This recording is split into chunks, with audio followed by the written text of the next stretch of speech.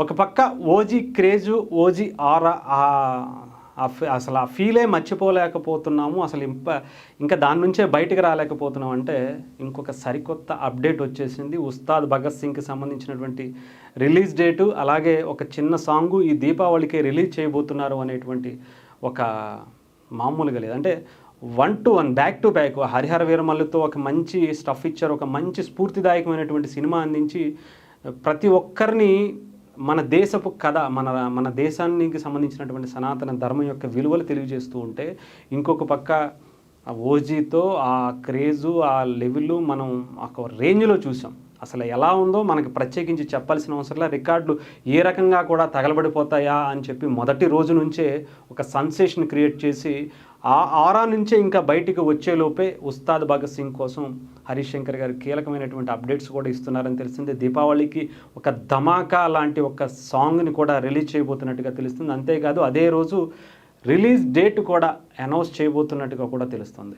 ఇప్పటికే almost 80 to 90% cinema shooting కూడా పూర్తి చేశారు, శరవేగంగా చేశారు. అంతేకాదు హరీష్ శంకర్ గారి మార్క్ డైలాగ్స్తో దద్దరిల్లిపోయేలా డైలాగ్స్ అన్ని సిద్ధం చేశారట.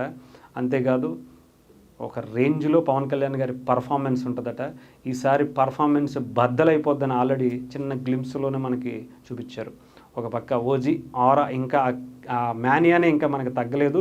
ఇంకొక పక్క అది తగ్గేలోపు దివాళీకే మళ్ళీ మొదలెట్టేస్తే ఇక ఏ బ్లాస్ట్లు ఎలా అవుతాయో మనం ఊహించుకోని అవసరం లేదు. ఏదేమైనా సరే హరీష్ శంకర్ గారికి, పవన్ కళ్యాణ్ గారికి ఉన్నటువంటి ఆ కాంబినేషన్ మనం ప్రత్యేకించి చెప్పాల్సిన అవసరం లేదు. ఎస్పెషల్లీ గబ్బర్ సింగ్, పవన్ కళ్యాణ్ గారి కెరియర్ బెస్ట్ అని చెప్పాలి అప్పట్లో.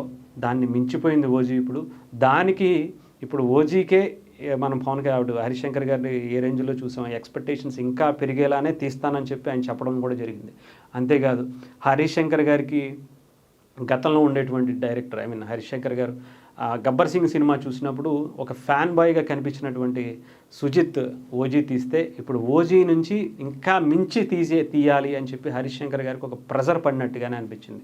సో డెఫినెట్గా ఉండబోతుంది. అది ఎలా ఉండబోతుందని నాకు తెలిసి ఈ సాంగు లేదా ట్రైలర్లు వచ్చే వరకు వేచి చూడాలి. నాకు తెలిసి ఈ ఇయరా నెక్స్ట్ ఇయర్ అన్నది కూడా రేపు దీపావళికి తెలుస్తుంది. ఎందుకంటే సంక్రాంతికి డిసెంబర్లో అన్నీ కూడా పెద్ద పెద్ద సినిమాలు ఉన్నాయి. వీటి తర్వాత మరి ఏమన్నా రిలీజ్ చేస్తారా, బ్యాక్ టు బ్యాక్ వరుసగానే రిలీజ్ చేసుకుంటారా? నాకు తెలిసి నెక్స్ట్ ఇయర్ ఉండొచ్చేమో అని అనిపిస్తుంది. ఎందుకంటే వరుసగా పవన్ కళ్యాణ్ గారి సినిమాలు ఇప్పటికే వెంటనే 2-3 నెలల గ్యాప్లోనో 2 సినిమాలు రిలీజ్ అయ్యాయి. సో ఇంకొక 1 year, ఇంకో 2-3 నెలలు ఆగితే మళ్ళీ నెక్స్ట్ ఇయర్ వచ్చేస్తుంది. కాబట్టి నెక్స్ట్ ఇయరే మ్యాక్సిమం ఉండొచ్చు అని కూడా అంటున్నారు. ఈ లోపే వీటితో ఎంజాయ్ చేయండి. సినిమా ఎక్స్పెక్టేషన్స్ని మించి మీకు మంచి స్టఫ్ ఇస్తా, గబ్బర్ సింగ్కి మించి ఉంటుంది ఈ ఉస్తాద్ భగత్ సింగ్ అని చెప్పి హరీష్ శంకర్ గారు మంచి కంటెంట్తో ఉన్నటువంటి సాంగ్ని, ట్రైలర్స్ని, గ్లిమ్స్ని రిలీజ్ చేయడానికి 1 by 1 ప్లాన్ చేసుకుంటున్నారట. ఇప్పటికే 80% సినిమా అయిపోవడంతో ఇంకా ప్రమోషన్స్ని ఇప్పటి నుంచే మొదలుపెట్టేయాలనే ఒక స్ట్రాంగ్ కంటెంట్ రెడీ అంతా చేసుకుని పెట్టుకున్నారట.